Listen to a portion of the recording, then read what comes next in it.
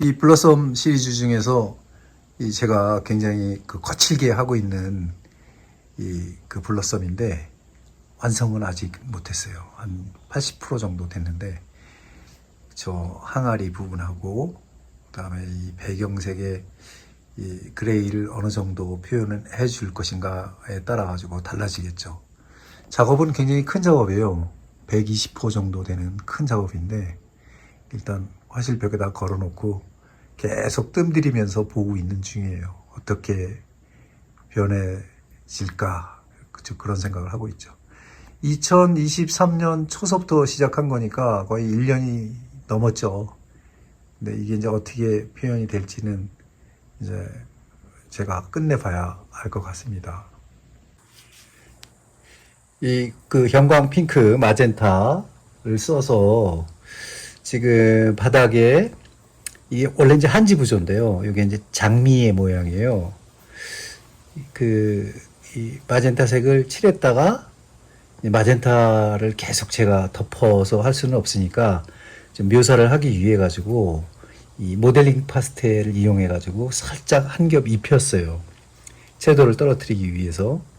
근데 이 상태에서 이제 여기 이 장미 부분을 제가 더 확실하게 묘사를 할 거예요. 그리고 여기 살짝 항아리 모양을 내서 이 블러썸 시리즈를 이제 완성을 할 건데, 이제 그 전에 제가 이 상태에서 모델링 파스텔 위에다가 제가 어떤 채색을 할 건데, 그 채색에 대해서 지금 살짝 좀 보여드리려고 그래요. 몇 분간. 이거는 이제 독일에서 생산되는 마젠타 계열이에요. 이것도 말하자면은 이게 상당히 재미난 색인데, 이거는 리놀이라고 써 있잖아요. 리놀 9,900번. 이건 루카스에서 나온 건데, 이 리놀이라는 게 뭐냐면 리놀륨이라는 판화를 만들기 위해서 만들어낸 수성 이 물감이에요. 그러니까 목판화용 물감이라고 생각해도 되고, 리놀 물감이라고 해도, 리놀륨이라는 판화의 세계가 있어요. 거기에 쓰는 물감인데 발색이 굉장히 예쁘거든요. 근데 이제 워터 바셋 이렇게 해서 물로 섞을 수 있는 거예요. 그러니까 리노 프린팅 잉크라고 써 있죠. 그리고 지금 여기 뭐 엉크르드 리놀 그라비라는 거는 이제 판화 잉크라는 뜻이거든요. 엉크르는 잉크라는 뜻이고, 그래서 제가 이거를 좀 짜서 한번 여기다 칠해 볼게요. 이것도 사실은 이런 자료는 여러분들 처음 보실 거예요. 그래서 손 다쳤어요. 자, 이 물감을 써서 제가 이 리놀륨 물감을 써서 채색을 해 볼게요. 이 상당히 발색이 좋거든요. 종이에는 제가 많이 해봤는데 종이에 하지 말고 이 반지 부조의 모델링 파스텔에다가 했을 때 어떻게 나오나 여러분들께 한번 보여드릴게요. 저는 이제 많이 실험을 하고 이걸 해봤기 때문에 괜찮은데, 여러분들은 이제 처음 보시기 때문에 이 물감을 제가 소개하는 거예요. 이 붉은색이 굉장히 예쁘거든요. 핑크색도 예쁘고, 그래서 제가 보여드리려고 하는 거예요. 일단은 여기 전체를 제가 이제 도포를 할게요. 이 빨간색 장미가 굉장히 예쁘거든요. 동백꽃하고. 그래서 제가 이 물감을 참 많이 씁니다. 그러니까 애용하는 물감인데, 여러분들한테는 이제 제가 또 이렇게 설명을 해서 이렇게 보여드려야 되기 때문에, 지금 이렇게 칠을 하면은 완전히 빨갛게 안 되는 이유가 제가 지금 물을 좀 많이 섞어가지고 하기 때문에 약간 밑에 색이 발색이 올라와서 그랜징이 되겠죠? 그랜징이라는 거는 밑에 있는 어떤 색을 엷게 해서 칠했을 때 이렇게 좀 울고 나오는 듯한 느낌을 하는 어떤 미술 용어예요. 그거는 이제 유화에도 들어가고, 뭐 아크릴에도 들어가고, 뭐 수채화에도 들어가고, 다 똑같은 단어가 쓰고 있는 거예요. 이렇게 해가지고 이제 말려야 되겠죠. 이 장미의 그 입체적인 장미를 지금 만들고 있는 거예요, 제가. 물론 이거는 제가 한지부조로 뜬 거예요. 여러분들 한지부조 제가 요새 많이 소개하고 있는데 이 한지부조를 만들기 위해서 제가 6개월이 걸렸다고 했잖아요. 안 믿으시는 분들이 계시더라고. 그래서 제가 영상을 계속 만든 거예요.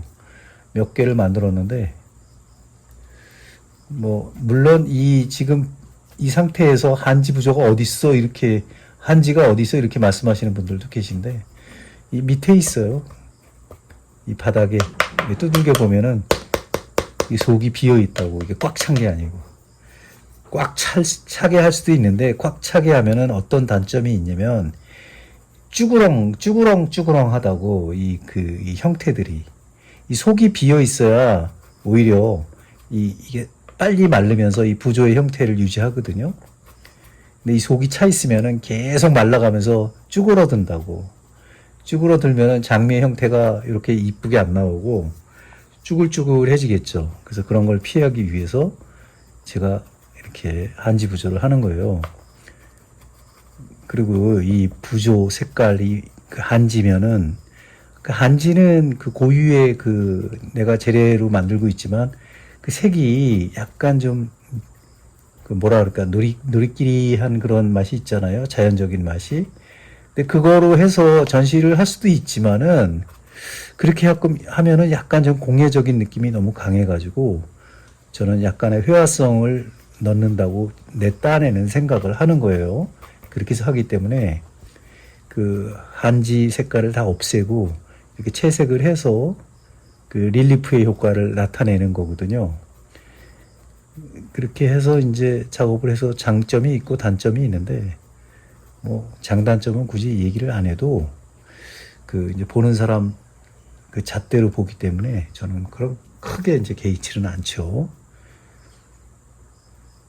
제가 말씀드렸다시피 저는 그림 그릴 때 뭐 미술 사조나 뭐 이 요즘 유행하는 뭐 이런 거 별로 신경 안 씁니다. 그냥 제가 하고 싶은 거 제가 꾸준히 해왔던 그런 작업들을 위주로 하기 때문에 크게 신경 안 써요. 제가 이렇게 천천히 좋아하는 거 하면서 예술 또 굳이 뭐 예술 어쩌고 저쩌고 얘기하기도 싫고 그냥 작업을 뭐 재밌게 하면 되는 거죠. 뭐.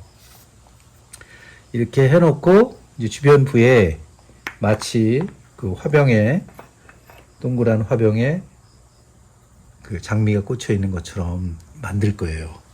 그래서 이 블러썸 시리즈를 하나 만들려고 하거든요. 이 가운데 형태가 워낙 그 강하기 때문에 그 굳이 주변에 있는 주변부는 그렇게 크게 뭐 디테일하게 뭐 이렇게 살리고 싶지가 않아 가지고 대충 뭉뚱그려지는 그 형태들을 이렇게 표현을 할 거예요. 지금 이게 나중에 마르면은 발색이 굉장히 달라지거든요. 그래서 지금 일단 여기 이렇게 칠하고 좀 약간 밝은 부분을 이렇게 만들 때는 그 형광 그 안료를 화이트하고 섞어가지고 제가 거기다가 이 카파롤루 메디움을 쓸까 아니면은 일반 알파에서 생산되는 메디움을 쓸까 그거는 생각 중이에요. 메디움에 따라 가지고 이제 컬러가 달라지기 때문에 그거는 상황을 봐가면서 이제 할 거거든요. 지금 이 붉은색이 엄청 강하잖아요. 이 강한데 그래도 요새 핑크가 굉장히 그 유행인가 봐요. 그 핑크 하시더라고 자꾸. 그 뉴욕에서도 제 그 블러썸 시리즈를 이제 소개하기 시작하고 있는데 거기에 또 한 분이 핑크하고 옐로우 바탕에 핑크? 근데 상상도 못 하겠는데 그게 있냐고 자꾸 물어보시는데 글쎄 아직 시도를 안 해봤어요. 옐로우 바탕은 이런 그 그레이 바탕이나 흰 바탕의 핑크는 해봤는데 옐로우 바탕에는 아직 제가 못 해봤거든요. 근데 이번에 이제 시도를 한번 해보려고 그래요. 어떻게 나오나? 저도 궁금하거든요. 그게 어떻게 나오나? 처음에 이 빨간색만 계속 쓰면 완전히 피 뿌려놓은 것처럼 빨개가지고 그 거부감 일으키는 분들이 굉장히 많으시더라고. 하지만은 그게 2002년 우리가 그 월드컵 겪으면서 이 붉은색에 대한 게 굉장히 많이 바뀌었어요. 그 생각이. 예전에 뭐 붉은색 하면 뭐 거의 뭐 누가 썼나요? 공산주의의 또 상징이라고 굉장히 뭐 그런 그 이데올로기적인 그런 생각을 많이 하시기 때문에 잘 안 썼죠. 그 붉은색으로 그림 그리면은 그림도 못 판다고 해가지고 화가들이 많이 안 썼어요. 근데 글쎄 내가 이인성 선생이나 이런 사람들 붉은 옥수수 그런 거 그다음에 붉은 노을 그린 거 보면 참 멋있거든요. 그래서 언젠가 그 이인성 선생님의 그 원색 야수파적인 원색 그 당시에 공부했던 분들은 일본에서 공부했던 분들은 이중섭도 그렇고 이인성도 그렇고 그 야수파 이중섭도 마찬가지죠. 야수파적 기질이 좀 있죠. 소 같은 거 그린 거 보면은 그때 그 야수파를 피해 갈 수는 없었어요. 일본에서 공부하신 분들이 구상적으로는 추상적으로 한 분들은 조금 이제 좀 이 생면추상으로 뭐 유용국 선생님이시나 뭐 김환기 선생님들께서는 뭐 그런 쪽으로 가셨고 이 구상을 한 이중섭 그다음에 그 이인성 이런 분들은 굉장히 강하다고 1930년대 그 공부하신 분들은요 피해 갈 수가 없었어요. 그 야수파를 제가 그 고등학교 때 그 1세대 서울대 나오신 분들이 계셨는데 그분들이 야외 스케치를 엄청 다니셨어요. 근데 저를 꼭 데리고 많이 다니셨거든요. 뭐 성함들은 지금도 가물가물하지만 그 불암산 쪽에 스케치를 진짜 많이 다녔어요. 그 야수파 좋아하시는 그 선생님들하고. 돌아가셨죠. 뭐. 그때 그 성함이 원씨셨는데 하도 어릴 적이라 또 그런 생각도 나고 그러더라고요. 여기 구체적으로 이제 항아리를 만들려면은 나중에 이제 이 화이트 중에서도 라이트가 있어요. 라이트를 써가지고 만들 예정이에요. 지금 현재로는 이 붉은색을 이렇게 칠해놓고 오늘의 영상은 여기까지 이게 어떻게 변하나 이제 봐야 되거든요. 여긴 그랜징 기법 써가지고 굉장히 스며드는 느낌이 좋죠. 그래도 지금 현재로는 뭐가 뭔지 모를 정도로 막 진짜 누구 말 맞다나 피 뿌려놓은 것처럼 뭐 돼 있고 그러네요. 이 반나절 정도 말렸는데 지금 발색이 이렇게 빨개졌죠 정말. 요거는 이제 제가 오늘 저녁 식사를 한 다음에 그 수채화물감 또 붉은색 계열들이 이쁜 것들이 많잖아요. 그 수채화물감으로 살짝 그 채색을 해가지고 그 완성을 시켜볼게요. 이 부분을. 이 붉은색이 정말 어느 정도로 나오느냐에 따라서 제가 이번 시리즈 블러썸 그 약간 화이트 그 열매 그 꽃을 달고 있는 나무랑 그 밑에 바닥을 이 원색을 이용해 가지고 블러썸을 만들 거거든요. 풍경을. 우리 그 후배님이 펜트하우스를 이 11월 초에 완성이니까 10월 말까지는 제가 그림 빚진 게 있어서 그거를 완성시켜 드려야 하거든요. 근데 지금 이 실험 과정이 계속 끝나야 돼요. 그래야지 제가 이 형광 핑크를 쓸 수 있거든요. 자신 있게. 그리고 검증도 돼야 되니까 이 말려가지고 계속 보는 거예요. 근데 약간 여기 보니까 이쪽 부분에 이렇게 보면은 약간 번져 있으면서 이렇게 좀 우러나와 있잖아요.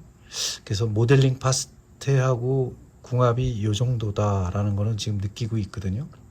이런 부분이 좀 이쁘죠. 이런 이렇게 쭉 그 비껴간 그 안료를 썼으니까 이런 건 느낌도 좋고, 그다음에 여기 속에 보면은 이 안료들이 살짝 뭉쳐 있거든요. 이 근접 촬영을 제가 이렇게 좀 해보면은 좀 뭉쳐 있는 게 좀 보이거든요. 그런 것도 좀 연구를 좀 해봐야 되는 문제라 지금 이거 영상은 오늘 꼭 굳이 완성이 아니더라도 이 붉은색 그 발색에 관해서는 굉장히 좋은 자료가 될 것 같으니까 제가 10분에서 15분 분량으로 만들어서 올려드릴게요. 제가 사이드에도 그 형광 핑크를 발랐거든요. 그리고 이렇게 이제 흘러내린 것들은 일종의 작업의 족보나 마찬가지이기 때문에 굳이 없앨 필요는 없습니다. 근데 뭐 이해를 못 하시는 컬렉터 분들도 많이 계시기 때문에 저는 그냥 자연스럽게 놔두는 편이거든요. 근데 뭐 그림을 그리면서 그림이 어떻게 해서 어떻게 그렸다를 100% 이해시켜 드릴 필요는 없다는 생각을 저는 가지고 있거든요. 왜냐하면은 그림은 또 보는 사람 입장에서는 보는 사람의 잣대대로 보기 때문에 굳이 그렇게 엄청나게 말로써 설명을 해가지고 그럴 필요는 없다고 생각합니다. 요것도 이제 말하자면 리노를 써서 반나절 정도 말린 색인데요. 이 색에다 아까 제가 보여드렸던 그 작업하고 요거는 약간 산이 요 골들이 살짝 무너져 있잖아요. 그 일부러 뜰 때 좀 약간 무너뜨렸어요. 왜냐면 똑같은 거 만들기 싫어가지고. 근데 그거하고 수채화 물감을 이용해서 또 수채화 물감의 그 예쁜 빨간색들을 이용해가지고 이 장미를 또 완성을 시킬 거예요.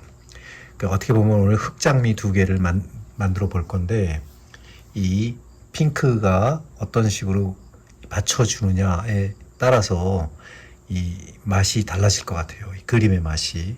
오늘의 그 포인트거든요. 그러니까 그거를 오늘 유심히 좀 잘 봐주시면은 재미있으실 것 같아요. 제가 이 백드롭 할 때 이쪽에 이렇게 요 부분 같은데 이렇게 많이 남았잖아요. 색이. 요런 거하고 여기 그 모델링 파스텔가 모델링 페이스트라고 지금 발음을 할게요. 모델링 파스텔 그러면은 불어니까 이쪽에 그 이 화이트하고 붉은색하고 어떻게 발색이 달라지나 그런 거를 좀 유심히 보시면은 나중에 이런 류의 그림을 그리실 때 굉장히 도움이 되실 거예요. 여기에는 이제 그랜징 기법이 많이 들어갔기 때문에 여러분들은 그런 거를 참조하시면은 저렇게 거칠게 바닥을 칠했을 때 임파스토 했을 때 나타나는 느낌하고 그다음에 여기 한지 부조의 그 골이 생긴 그런 느낌하고 굉장히 그 느낌이 다 다르거든요. 이렇게 쳐보고 여기는 맑죠? 여기는 둔탁하죠? 그럼 여기는 모델링 파스텔가 엄청 들어갔다는 얘기예요. 이건 속이 비었다는 소리예요. 한지 부조기 때문에. 경쾌하죠? 이거는 이제 원 바닥이니까 경쾌하고. 소리가 다 다르죠? 이 소리가 다른 거는 물감 층이 어느 정도 된다라는 걸 알 수 있는 거예요. 이게 다 재미입니다. 여기 한지 부조는 이렇게 두들겨 보면 다 비어 있죠. 이 작업은 일요일 날 이제 포장을 거쳐가지고 이 EMS나 DHL로 미국으로 보낼 건데요. 이 운송 비며 뭐 이런 거는 제가 다 공유할 거니까 이 포장 단계서부터 제가 잘 해가지고 자료를 만들어서 여러분들하고 공유를 할게요. 사실은 그런 것들이 이제 그 콘텐츠에 굉장히 필요한 공부 겸 볼거리니까 제가 아낌없이 한번 자료를 만들어 보도록 하겠습니다.